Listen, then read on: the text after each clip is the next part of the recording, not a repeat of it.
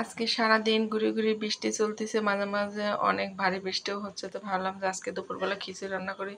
তো খিচুড়ি রান্না করার জন্য আমি চাল নিছি, আর নিছি মুগ ডাল, মসুরের ডাল। তো চাল ডাল ধুয়ে সুন্দর করে খিচুড়ি চড়াই দিলাম। তো খিচুড়ি চড়ানোর জন্য ঝাল, পেঁয়াজ, শুকনো ঝালের গুঁড়া, হলুদ, লবণ, গরম মশলা, যা যা প্রয়োজনীয় মশলার দরকার খিচুড়িতে, সমস্ত মশলাগুলো দিয়ে সুন্দর করে নাড়াচাড়া দিয়ে আমি প্রেসার কুকারে একেবারে পানি দিয়ে নাড়াচাড়া দিয়ে এখন চুলাতে চড়াই দেবো। আর খিচুড়িটা আমি প্রেসার কুকারেই রান্না করি, কারণ প্রেসার কুকারের খিচুড়িটা খুবই মজা লাগে। আর খিচুড়ির সঙ্গে আজকে বেগুন ভাজা করব, ঝাল ভর্তা করব। তো এই জায়গায় যেমন বেগুন ভাজাটাও করে নিলাম, একেবারে গরম গরম সব কিছু একসঙ্গে, খিচুড়িও হয়ে গেছে, বেগুন ভাজাও হয়ে গেছে।